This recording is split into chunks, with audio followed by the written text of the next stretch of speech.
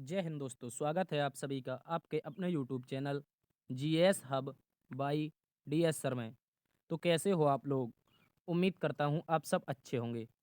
साथ ही आज की श्रृंखला में हम देखने वाले हैं जीएस जीके का एक दमदार सेशन, जिसमें हम देखेंगे जीएस जीके के लिए अग्निवीर, सीआरपीएफ या एसएससी की भी कोई एग्ज़ाम, एमटीएस है, सीजीएल है, सीएचएसएल है या फिर आपका यूपी पुलिस, इन सभी के लिए जीएस जीके की एक महत्वपूर्ण श्रृंखला देखने वाले हैं। तो आप सभी का स्वागत है और आज हम देखेंगे टॉप 25 प्रश्न, जो कि सारे के सारे प्रीवियस ईयर एग्जामों में पूछे गए प्रश्न होंगे और एक इम्पोर्टेंट क्लास है, इसलिए प्रतिदिन शाम 8 बजे हमसे जुड़ना ना भूलें आपके अपने YouTube channel GS hub by DS sir पर। ठीक है, तो चलते हैं आज के पहले प्रश्न की तरफ। आज का मोटिवेशन कोट जो आपको ऊर्जावान बनाएगा और मंजिल के प्रति जागरूक रखेगा। कह रहा है साथी, तुम्हारे लक्ष्य के अलावा जिस पर भी तुम्हारा ध्यान है, तुम्हारे लक्ष्य के अलावा जिस पर भी तुम्हारा ध्यान है दोस्तों, वही तुम्हारा परम शत्रु है। कोई भी यदि आपका सामने लक्ष्य है और आप उसके लिए तैयारी कर रहे हैं, जी तोड़ मेहनत कर रहे हैं, और यदि आपका इस लक्ष्य के अलावा किसी पर भी ध्यान जाता है, कोई भी क्यों ना हो, आपका भाई हो, आपका कोई ऐसा रिश्तेदार हो जिसके प्रति आप थोड़ा नरम भाव से या प्रेम से बात करते हैं, या फिर आपकी मित्री या फिर मित्र हो, कोई भी हो आपका, अगर लक्ष्य के अलावा किसी पर भी एक्स्ट्रा ध्यान जा रहा है तो समझ लेना वह तुम्हारा परम शत्रु है। ठीक है, इसको अच्छे से याद रखेंगे। इसी जोश और जुनून के साथ चलते हैं आज के पहले प्रश्न की तरफ। आज का पहला प्रश्न ये रहा आपकी स्क्रीन पर। कह रहा है निम्नलिखित में से सिक्किम किस वर्ष सिक्किम राज्य का गठन हुआ था। क्या कह रहा है साथी? निम्नलिखित में से किस वर्ष सिक्किम राज्य का गठन हुआ था। तो आप सभी याद रखेंगे दो संविधान संशोधन जो कि सिक्किम राज्य से संबंधित है। एक आपका 35वां संविधान संशोधन, जिसके तहत सिक्किम को अर्धराज्य का दर्जा मिला। किसका? याद रखेंगे, सिक्किम को अर्धराज्य का दर्जा मिला। इसके अलावा एक होता है 36वां संविधान संशोधन। कब होता है सर? 36वां संविधान संशोधन होता है, ये होता है 1975 में। कब? याद रखेंगे 1975 में। सब 36वें संविधान संशोधन के तहत सिक्किम को पूर्ण रूप से भारत का राज्य बना दिया। याद रखेंगे, यानी कि पूर्ण राज्य का दर्जा किस संविधान संशोधन से मिला था सिक्किम को? तो ये 36वां संविधान संशोधन था। सर ये कब हुआ था? तो 1975 में हुआ था। इंपॉर्टेंट प्रश्न याद रखेंगे। और सिक्किम भारत का 22वां राज्य बना था, ये भी याद रखेंगे। भारत का 22वां राज्य कौन बना था? तो सिक्किम बना था।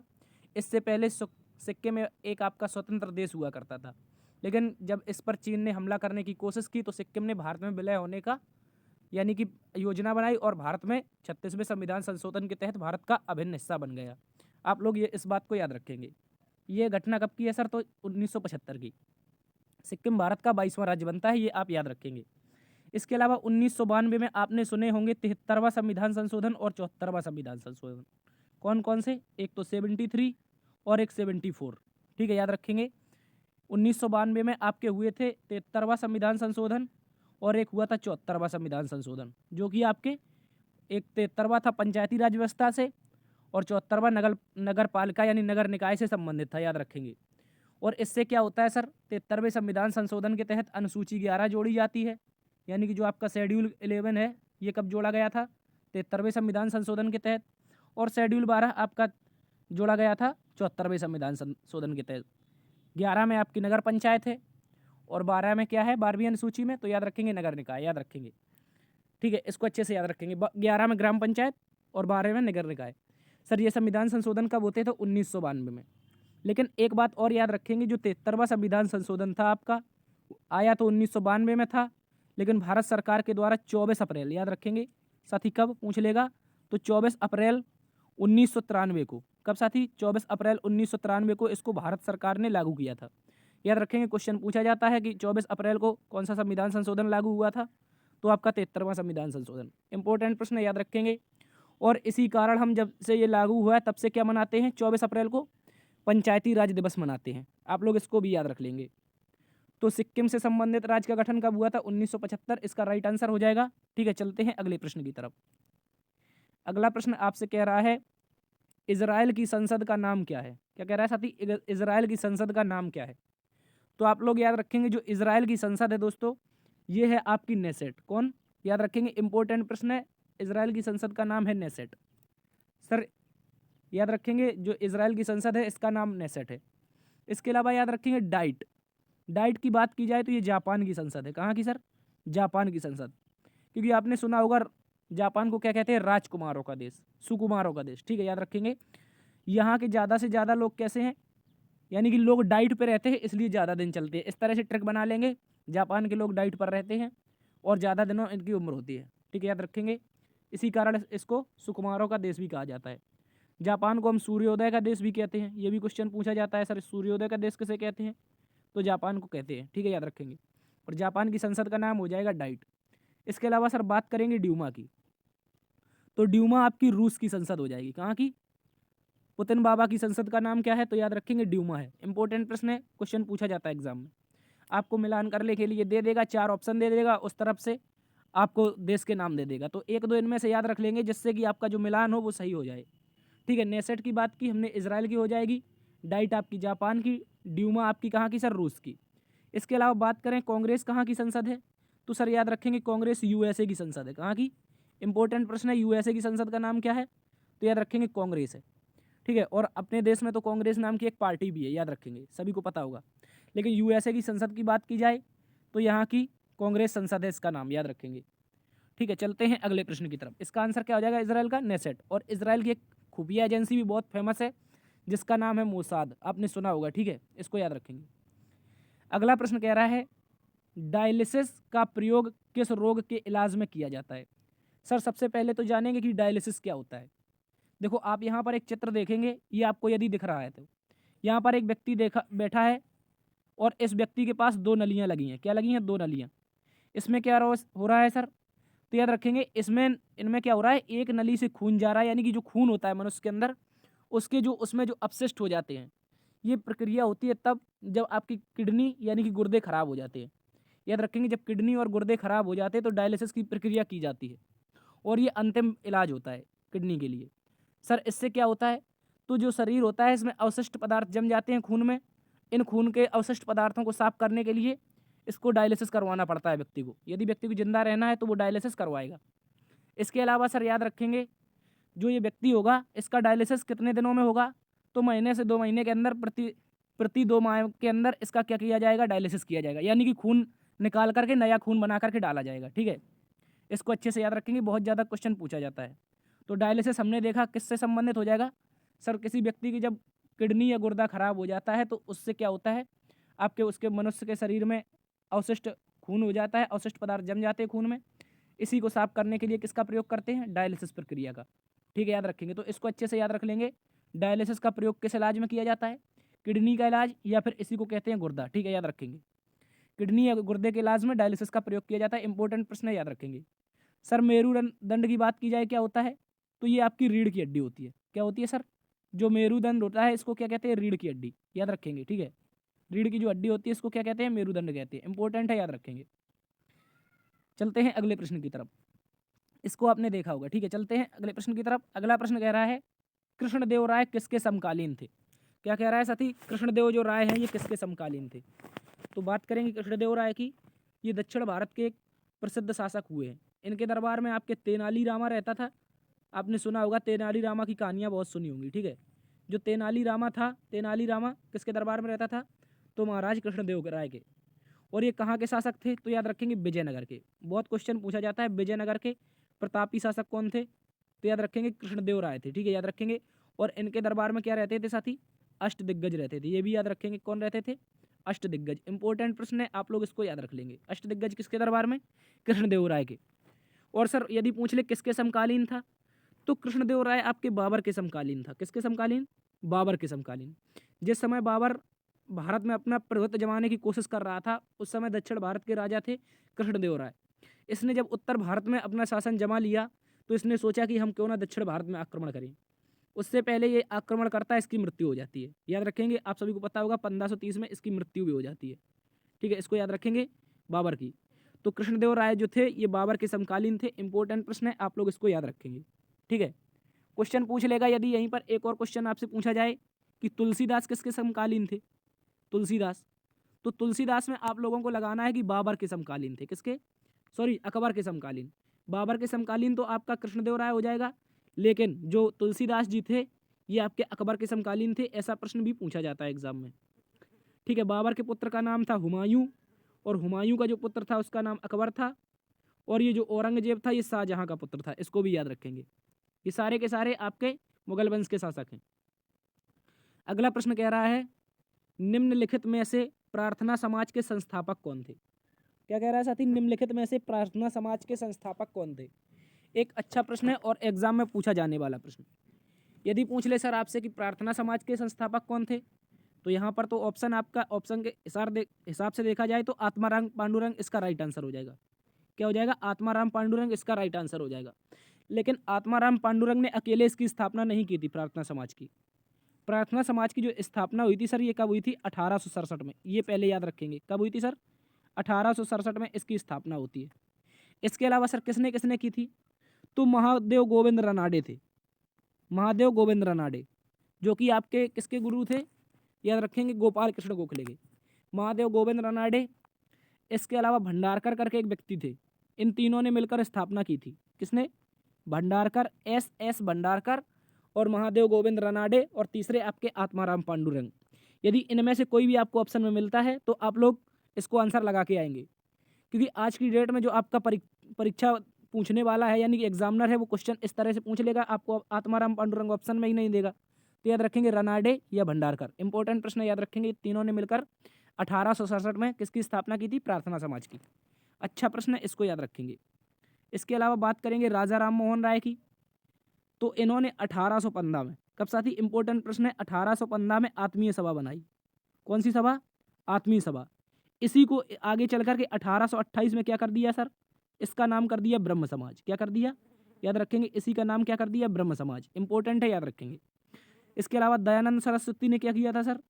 तो हमने आपको कई बार करवाया है कि जो आर्य समाज था, आर्य समाज की स्थापना पूछे, आर्य समाज की स्थापना किसने की थी? तो याद रखेंगे दयानंद सरस्वती ने की थी। इसके अलावा आर्य समाज यदि पुस्तक पूछ ले तो उस दिन भी आपको हाईलाइट करके बताया था प्रश्न।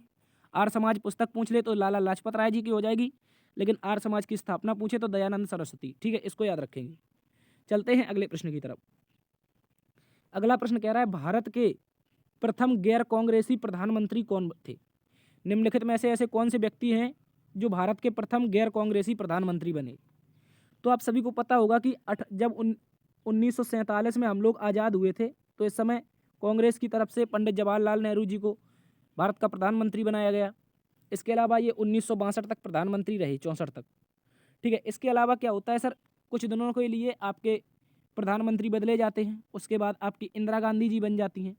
लेकिन इसी बीच जब इंदिरा गांधी जी की सरकार में, यानी कि इनकी भी सरकार में और इंदिरा गांधी जी की सरकार में वित्त मंत्री रहते थे मोरारजी देसाई। लेकिन जब उस समय क्या हुआ सर, जब इसकी मृत्यु हो गई आपके पंडित जवाहरलाल नेहरू जी की, तो इस समय क्या हुआ कि इंदिरा गांधी जी लायक नहीं थी बनने की। लेकिन सभी लोग कांग्रेसियों ने कहा कि मोरारजी देसाई को बना दीजिए।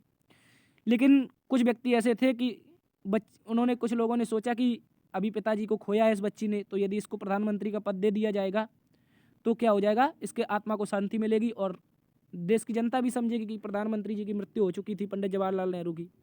तो इस प्रकार से मोरारजी देसाई जी हो गए खफा। तो मोरारजी देसाई जब खफा हो गए, क्योंकि आपको बना दिया किसको? इंदिरा गांधी जी को प्रधानमंत्री बना दिया।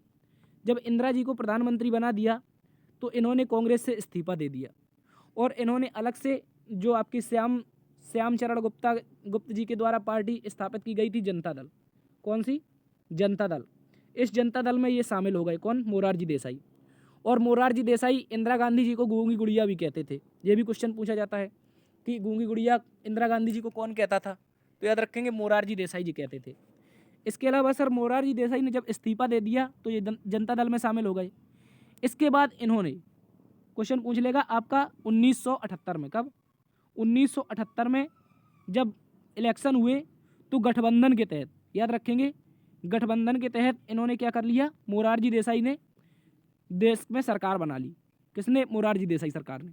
ठीक है, मोरारजी देसाई जी ने देश में गठबंधन करके सरकार बना ली और देश के पहले गैर कांग्रेसी प्रधानमंत्री बने। तो कुल जमा बात इतनी रही कि भारत के पहले गैर कांग्रेसी प्रधानमंत्री कौन थे? तो सभी प्यारे साथी याद रखेंगे, मोरारजी देसाई थे। ठीक है, आपको यदि क्लास पसंद आ रही है तो आपसे निवेदन है कि दोस्तों में शेयर जरूर करें। ठीक है, तो हमने देखा कि पहले गैर कांग्रेसी आपके पहले गैर कांग्रेसी प्रधानमंत्री कौन थे? तो मोरारजी देसाई थे। ठीक है, इसको याद रखेंगे। और यदि पूछ ले किसानों का प्रधानमंत्री किसे कहा जाता है? साथ ही पूछ ले आपसे किसानों का प्रधानमंत्री किसे कहा जाता, तो एक मोस्ट इंपोर्टेंट प्रश्न है, आप लोग याद रखेंगे, चौधरी चरण सिंह को किसानों का प्रधानमंत्री कहा जाता है। ठीक है, अच्छा प्रश्न, याद रखेंगे। तो चलते हैं आज के अगले प्रश्न की तरफ। आज का अगला प्रश्न कह रहा है एशियाई विकास बैंक का मुख्यालय कहाँ पर स्थित है। क्या कह रहा है साथी, एशियाई विकास बैंक का मुख्यालय कहाँ पर स्थित है। तो आप लोग याद रखेंगे जो एशियाई विकास बैंक है इसका मुख्यालय हो जाएगा मनीला में। कहाँ पर सर, मनीला इसका राइट आंसर हो जाएगा। और मनीला कहाँ पर पड़ता है, आपका फिलीपींस में पड़ता है।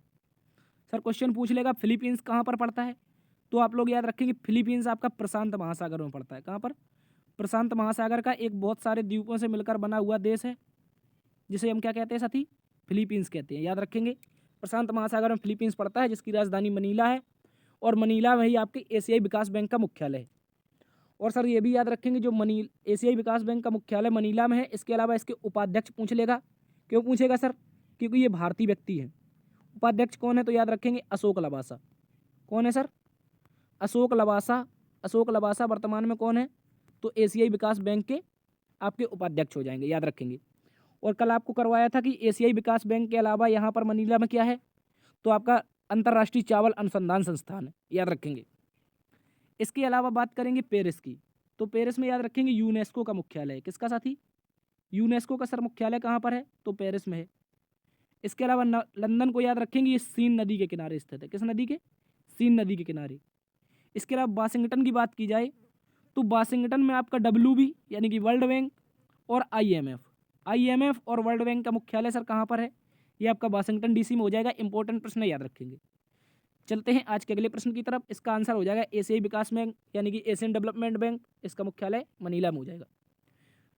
अगला प्रश्न हमसे कह रहा है राष्ट्रीय सोयाबीन अनुसंधान संस्थान कहाँ स्थित है। क्या कह रहा है साथी, राष्ट्रीय सोयाबीन अनुसंधान संस्थान कहाँ पर स्थित है। जिस तरह से हमने कल क्वेश्चन देखा था कि राष्ट्रीय केला अनुसंधान संस्थान कहाँ पर है, तो आपको बताया था कि जो तिरुचिरापल्ली है यानी कि तमिलनाडु का स्थान है तिरुचिरापल्ली, वहाँ पर आपका केला अनुसंधान संस्थान है। ये भी बताया था क्यों है, क्योंकि तमिलनाडु भारत में सर्वाधिक केले का उत्पादन करता है।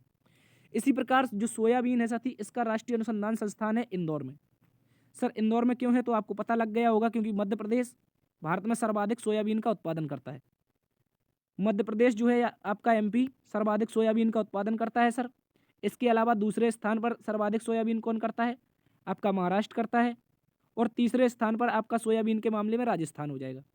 याद रखेंगे, स्टैटिक GK का अच्छा प्रश्न है, पूछ लेगा आपसे एग्जाम में कि सर्वाधिक सोयाबीन का उत्पादन कौन करता है, तो मध्य प्रदेश, दूसरे स्थान पर महाराष्ट्र, तीसरे पर आपका हो जाएगा राजस्थान।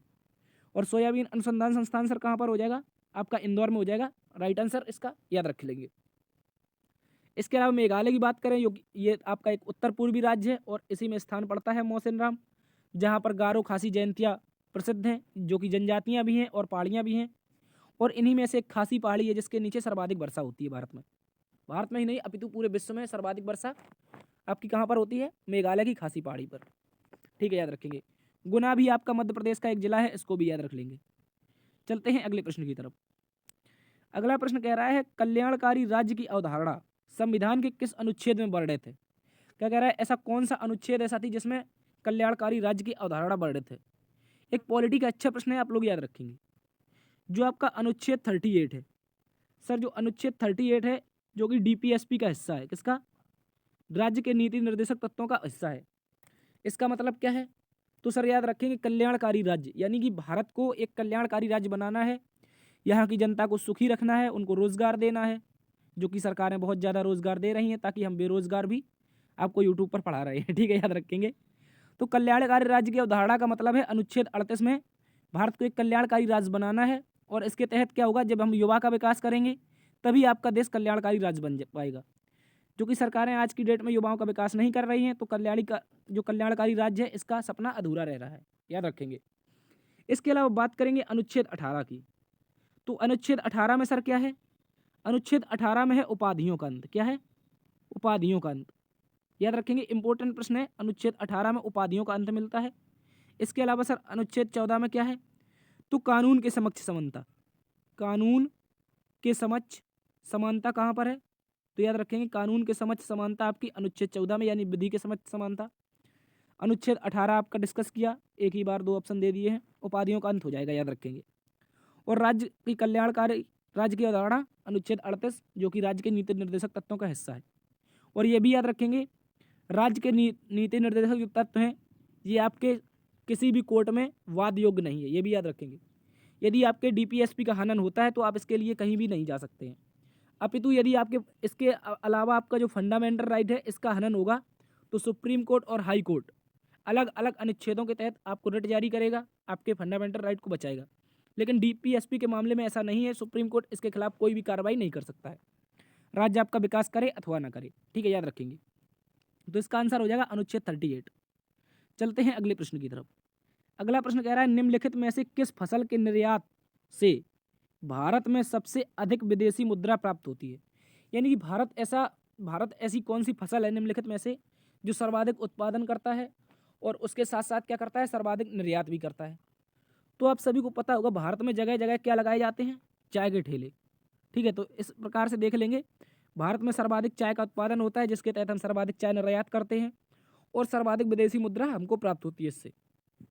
चाय के उत्पादन में पहला स्थान पूछ ले किसका है, तो असम राज्य का हो जाएगा। ठीक है, याद रखेंगे असम का चाय के उत्पादन में पहला स्थान है। इसके अलावा कॉफ़ी की बात करें तो कॉफ़ी के लिए विश्व में प्रसिद्ध है आपका ब्राज़ील। क्या है, ब्राज़ील।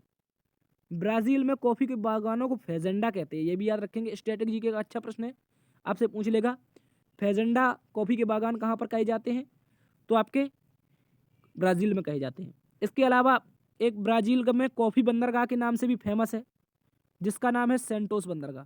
क्या है सर, सेंटोस बंदरगाह जो कि कॉफ़ी बंदरगाह के नाम से फेमस है, ये भी आपका ब्राज़ील में ही पड़ता है। लेकिन बात करें कॉफ़ी की यहाँ पर तो इंटरनेशनल लेवल की हुई, लेकिन सर भारत में कहाँ पर होती है, तो सभी लोग याद रखेंगे भारत में सर्वाधिक कॉफ़ी का उत्पादन करता है कर्नाटक। कौन करता है, कर्नाटक। क्यों करता है सर, तो जहाँ पर सर्वाधिक जैव विविधता होगी वहीं पर आपका क्या होगा सर, कॉफ़ी का उत्पादन होगा। विश्व में ब्राज़ील में सर्वाधिक जैव विविधता है क्योंकि अमेजन वर्षा वन ब्राज़ील में है। इसके अलावा भारत की दृष्टि से देखा जाए तो पश्चिमी घाट जिसका अधिकांश हिस्सा आपका कर्नाटक में पड़ता है, इस प्रकार कर्नाटक आपका कॉफ़ी का सर्वाधिक उत्पादन करता है, याद रखेंगे। मसालाओं की बात करें तो एशिया में 2 देश प्रसिद्ध हैं, एक तो आपका भारत है, दूसरा इंडोनेशिया, इसको भी याद रखेंगे। ठीक है, तो इसका आंसर क्या हो जाएगा, जिससे हम सर्वाधिक विदेशी मुद्रा प्राप्त करते हैं यानी कि डॉलर को प्राप्त करते हैं, तो चाय का उत्पादन इसका राइट आंसर हो जाएगा। ठीक है, चलते हैं अगले प्रश्न की तरफ। अगला प्रश्न कह रहा है सर रिंजिट मुद्रा निम्नलिखित में से किस देश की है। क्या कह रहा है, रिंजिट मुद्रा निम्नलिखित में से किस देश की है, तो सभी साथी याद रखेंगे जो मलेशिया है, मलेशिया की मुद्रा का नाम क्या है, रिंजिट है। इसके अलावा सर हमने कल बताया था आपको अगर पटाना है तो याद रखेंगे मकाऊ की मुद्रा पटाका। किसी को पटाना है तो मकाऊ जाना पड़ेगा। ठीक है, मकाऊ कहाँ पर पड़ता है, ये एक प्रशांत महासागर का चीन के आंतरिक हिस्से में पड़ने वाला एक देश है, याद रखेंगे ये भी प्रशांत महासागर में है।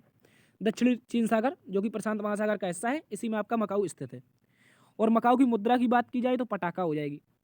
कर हमने डिस्कस किया था आपका इंडोनेशिया की मुद्रा क्या है सर, तो यहाँ की मुद्रा आपकी रुपया हो जाएगी। इसके अलावा ताइवान की मुद्रा की बात की जाए तो ताइवान की मुद्रा भी ताइवानियन डॉलर हो जाएगी।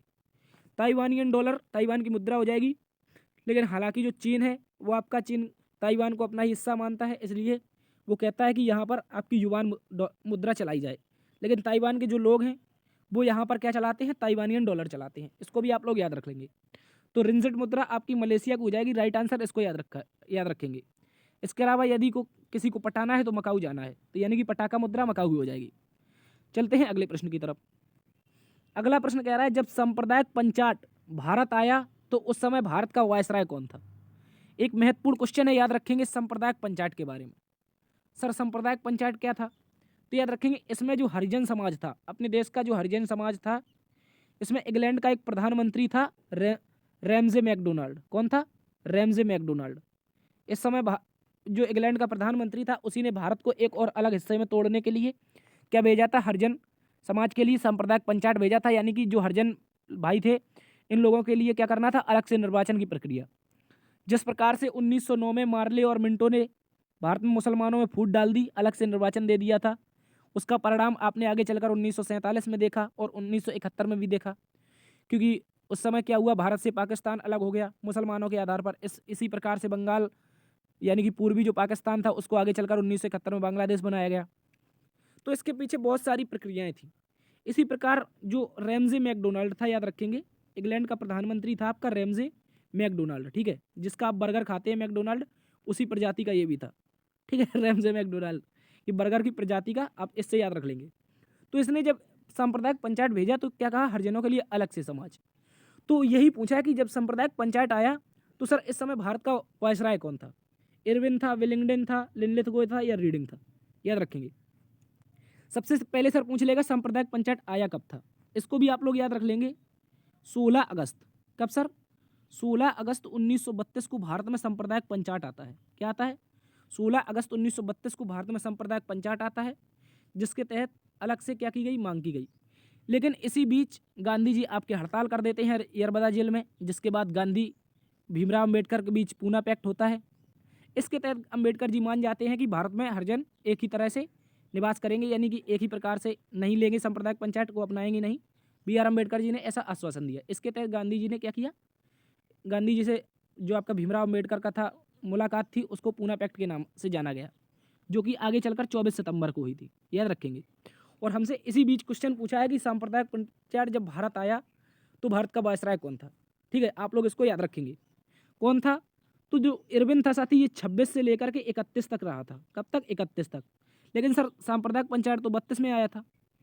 तो याद रखेंगे इस समय वायसराय था भारत का विलिंगडन। कौन था? जो विलिंगडन था इस समय भारत का वायसराय था।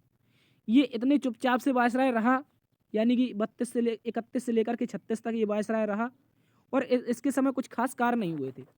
ठीक है, इसके बाद विलिंगडन के बाद भारत का वायसराय बनता है लिनलिथगो, जिसको आपने खूब सुना होगा। इसके समय भारत छोड़ो आंदोलन चला था। ठीक है, इसके अलावा रीडिंग की बात की जाए तो भारत का पहला यहूदी वायसराय था, ये आपका 21 से लेकर के 26 तक रहा था। इसको भी याद रखेंगे।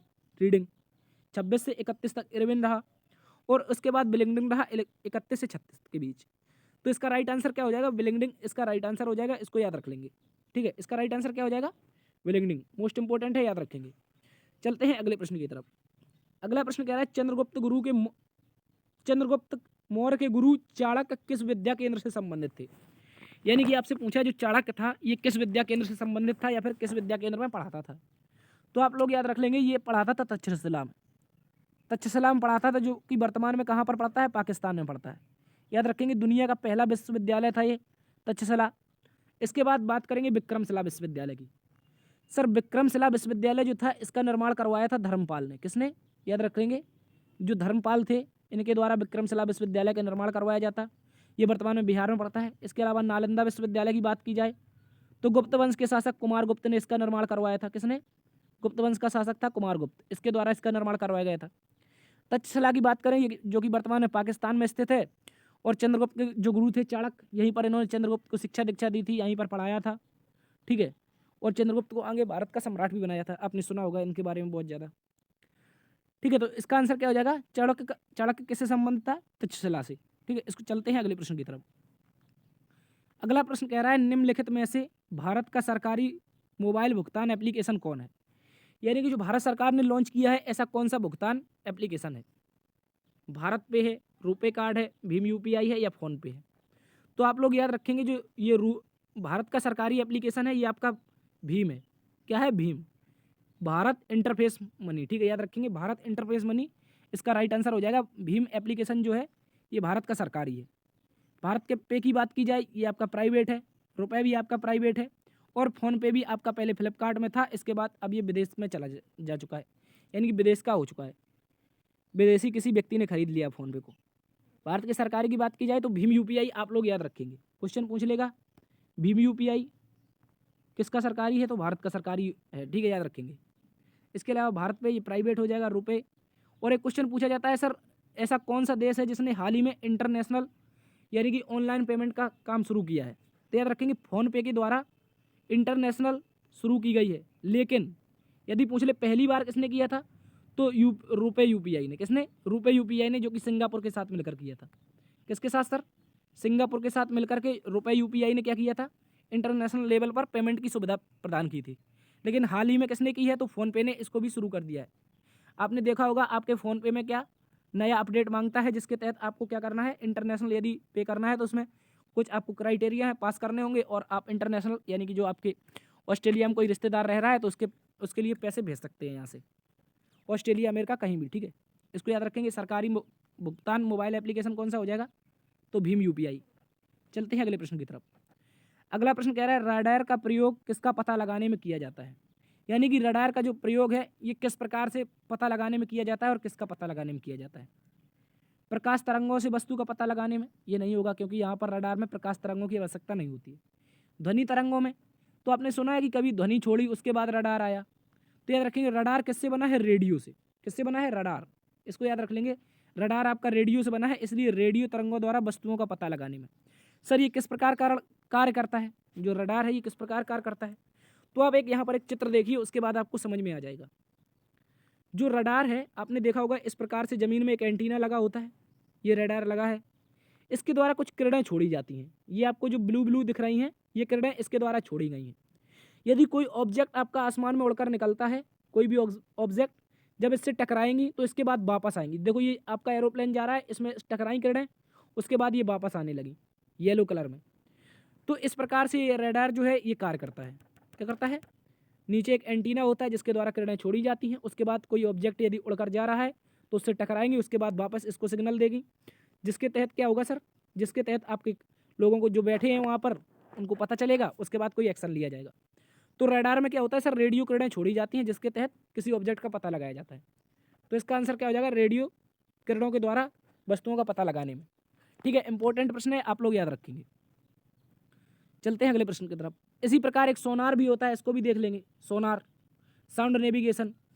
तो इसमें क्या होता है सर, जैसे आप पानी के ऊपर आपका ये जहाज तैर रहा है और आपको पता लगाना है कि नीचे कोई है तो नहीं, यानी कि पनडुब्बी वगैरह कोई टॉर्पीडो तो नहीं है, तो याद रखेंगे इसी में से कुछ सोनार होते हैं, उसके द्वारा किरणें छोड़ी जाती हैं, वो किरणें जाती हैं, ये ब्लैक कलर में दिख रही होगी। ये किरणें इस प्रकार से जाएंगी, यदि कोई यहाँ पर ऑब्जेक्ट है तो इस ऑब्जेक्ट से टकराएंगी, उसके बाद ये वापस आएंगी, इस तरह से ये वापस आएंगी, इसमें सिग्नल देगी, जिसके तहत ये अलर्ट होकर इसको खत्म करने का प्रयास करेगा। ठीक है, यहाँ पर यदि आपकी कोई भी पनडुब्बी वगैरह है तो इस तरह से इसमें किरणें छोड़ी जाती हैं और इससे टकरा करके वापस आती हैं। ठीक है, याद रखेंगे। इसी प्रकार से सोनार समुद्रों में काम करता है, यानी पानी के अंदर, और जो रडार होता है वो वायुमंडल में काम करता है, याद रखेंगे। चलते हैं अगले प्रश्न की तरफ। अगला प्रश्न कह रहा है निम्नलिखित में से कौन सी एक खरीफ की फसल नहीं है।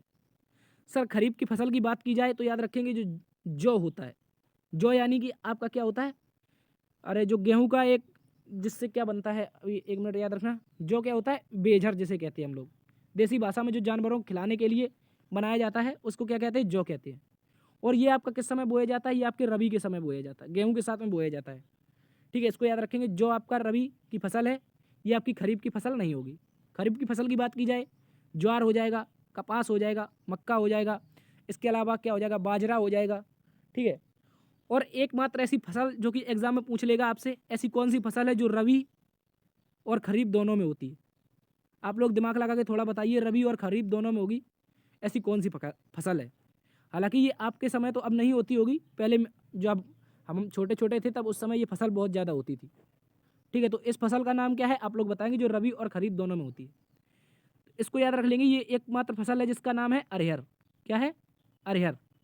इंपॉर्टेंट प्रश्न है। जो अरहर है, पहले बचपन में हम लोग कहते थे कि अरहर लिख के दिखाओ। ठीक है, इस तरह से ये जो अरहर है ये रबी में बोई खरीफ में बोई जाती है और रबी में काटी जाती है। इसी प्रकार से ये दोनों फसलों में जोड़ी जाती है, दोनों मौसम में, रबी और खरीफ के में। तो अरहर इसका राइट आंसर हो जाएगा। और खरीफ की फसल कौन सी नहीं है, तो जो नहीं है, जो कि रबी की फसल है, इसको याद रखेंगे। चलते हैं अगले प्रश्न की तरफ। अगला प्रश्न कह रहा है विश्व हीमोफीलिया दिवस कब मनाया जाता है। साथ ही बात करें विश्व हीमोफीलिया दिवस की, तो इसका राइट आंसर हो जाएगा 17 अप्रैल को। कब मनाया जाता है, 17 अप्रैल को। हीमोफीलिया क्या होता है सर, इसमें क्या होता है, आपका खून रुकना बंद नहीं होता है। क्या बंद नहीं होता है, खून रुकना बंद नहीं होता है। ठीक है, इस तरह से ये रोग होता है। सबसे पहले ये रोग आपका इंग्लैंड में खोजा गया था, इंग्लैंड के शाही परिवार में। कहाँ पर, इंग्लैंड के जो महाराज महारानी थी, महारानी के शरीर में सबसे पहले इसको खोजा गया था, इसलिए इसी को शाही रोग भी कहते हैं। क्या कहते हैं, इसी को हम हीमोफीलिया क्या कहते हैं सर, शाही रोग भी कहते हैं, इसको याद रखेंगे। इसके अलावा ये एक जेनेटिक बीमारी है। जेनेटिक का मतलब सर क्या होता है, यानी कि माता से बच्चे में भी जा सकती है। याद रखेंगे, जो जेनेटिक बीमारियाँ होती हैं वो माताओं से सीधे बच्चे में आ जाती हैं। जो हीमोफीलिया है ये आपकी जेनेटिक बीमारी है, इसको याद रखेंगे। हीमोफीलिया आपका 17 अप्रैल को इसका दिवस मनाया जाता है, इसको भी याद रख लेंगे। सर 22 अप्रैल को क्या मनाते हैं, तो विश्व पृथ्वी दिवस मनाते हैं, इसको भी याद रखेंगे। ठीक है, चलते हैं अगले प्रश्न की तरफ। अगला प्रश्न कह रहा है द लाइफ डिवाइन नामक पुस्तक के लेखक कौन है। द लाइफ डिवाइन पुस्तक की बात करें तो सर ये लिखी थी श्री अरबिंदो ने। किसने? अरबिंदो घोष, जो कि भारत के एक दार्शनिक थे, स्वतंत्रता संग्रामी थे, क्रांतिकारी थे, इनको याद रखेंगे। ठीक है, श्री अरबिंदो घोष के द्वारा द लाइफ डिवाइन पुस्तक लिखी गई थी। इसके अलावा क्वेश्चन यहाँ पर दो अलग बनते हैं। देखो, लाइफ डिवाइन की बात की जाए तो श्री अरबिंदो घोष, लेकिन यदि डिवाइन को आगे और लाइफ को पीछे ले जाएंगे, यानी कि डिवाइन लाइफ की बात कर लें, डिवाइन लाइफ की बात कर लें, डिवाइन लाइफ ये किसने लिखी है सर? ये आपकी राजेंद्र प्रसाद ने लिखी है। किसने लिखी है सर? राजेंद्र प्रसाद ने। ठीक है, याद रखेंगे। डिवाइन लाइफ की बात करें, डिवाइन लाइफ, तो ये राजेंद्र प्रसाद ने। इसके अलावा एक पुस्तक दांते भी ने लिखी है, ये भी इसी में कन्फ्यूजन में आता है। उन्होंने लिखी है सर डिवाइन कॉमेडी। क्या लिखी है? डिवाइन, याद रख लेंगे, डिवाइन कॉमेडी। क्वेश्चन पूछ लेगा डिवाइन कॉमेडी पुस्तक किसकी है, तो याद रखेंगे ये आपकी दांते की हो जाएगी। और द लाइफ डिवाइन की बात करें तो श्री अरबिंदो घोष की, और डिवाइन लाइफ की बात करें तो राजेंद्र प्रसाद की, और द डिवाइन कॉमेडी की बात करें तो दांते की। ठीक है, और बाल गंगाधर तिलक ने एक मांडले जेल में रहते हुए एक पुस्तक लिखी थी, बहुत इंपॉर्टेंट, इसको भी मैंने आपको करवाया है। याद रखेंगे, मांडले में आपकी पुस्तक लिखी थी जो कि बहुत फेमस है, गीता रहस्य। कौन सी पुस्तक सर? गीता रहस्य पुस्तक किसने लिखी थी? गीता रहस्य ये लिखी थी आपकी बाल गंगाधर तिलक ने, जो कि म्यांमार की मांडले जेल में रहते हुए लिखी गई थी। तो इसका राइट आंसर हो जाएगा श्री अरबिंदो, जिसके द्वारा द लाइफ डिवाइन पुस्तक लिखी गई। चलते हैं अगले प्रश्न की तरफ। अगला प्रश्न कह रहा है दादा साहब फाल्के पुरस्कार अब तक कुल कितनी महिलाओं को दिया जा चुका है? देखो, ये क्वेश्चन पुराना है, इसलिए इसका राइट आंसर उस समय के हिसाब से देखा जाए तो 8 हो जाएगा। लेकिन आप सभी को पता होगा, हाल ही में आशा पारेख को, पर्दे वाली को, क्या मिल चुका है? ये मैडम है, पर्दे वाले, पर्दे में रहने दो, इन्होंने गाना बनाया है, आशा पारेख। याद रखेंगे, आशा पारेख को क्या मिल चुका है? आपका 52वां दादा साहब फाल्के पुरस्कार। तो इस प्रकार से कुल कितने लोग हो जाएंगे? आपके 9 लोग हो जाएंगे। सर 9 लोग कौन कौन से हैं? तो आप लोग याद रखेंगे, इन 9 लोगों में देखा जाए तो ये हैं आपके 9 के 9। पहली बार देविका रानी को दिया गया था। इसके बाद उमा देवी को, नरगिस दत्त को, सुलोचना को, काकन देवी को, दुर्गा खोटे, लता मंगेशकर, इंपॉर्टेंट है, लगा लेंगे। लता मंगेशकर को भी, आशा भोसले, ये भी इंपॉर्टेंट है, सिंगर थी, और आशा पारेख, जो कि वर्तमान में 52वें नंबर का 2020 के लिए दिया गया है। ठीक है, तो अब तक के लिए कुल 9 महिलाओं को क्या मिल चुका है? दादा साहब फाल्के पुरस्कार मिल चुका है। 52वें नंबर का आशा पारेख को मिला है, और पहला दादा साहब फाल्के पुरस्कार किसे दिया गया था? तो देविका रानी को। यह भी क्वेश्चन इंपॉर्टेंट है, पूछा जाता है आपसे। चलते हैं अगले प्रश्न की तरफ। अगला प्रश्न कह रहा है वयस्क मानव में रुधिर की सामान्य मात्रा कितने लीटर होती है? तो आप लोग याद रखेंगे, यदि जो भी व्यक्ति आपका वयस्क हो जाता है, यानी कि आपका सरकार के हिसाब से देखें तो 18 साल का व्यक्ति वयस्क हो जाता है, लेकिन 21 साल के बाद के जो व्यक्ति होते हैं उनके अंदर 5 लीटर खून मिलने लगता है। तो इसका राइट आंसर क्या हो जाएगा? वयस्क मानव के अनुसार रुधिर की मात्रा उसके शरीर में 5 लीटर होती है, याद रखेंगे। और ये पाँचों का 5 लीटर 1 मिनट में फिल्टर होता है, 1 मिनट में। ये भी इंपॉर्टेंट क्वेश्चन है। जो ये 5 लीटर खून है, ये आपका 1 मिनट में फिल्टर हो जाता है किडनियों के द्वारा, याद रखेंगे, क्योंकि एक बार में आपका हृदय 1 मिनट में 72 बार धड़कता है, और प्रत्येक बार आपका क्या होता है, लगभग 70 ml एक धड़कन में क्या होता है, आपका खून शुद्ध होता है। इसी प्रकार 7 का यदि स्क्वायर करेंगे तो इस समय क्या हो जाएगा, 4900 के लगभग, यानी कि 4900 यानी 490, 4 लीटर 90 ml, 900 ml तक आपका खून एक बार 1 मिनट में साफ हो जाता है।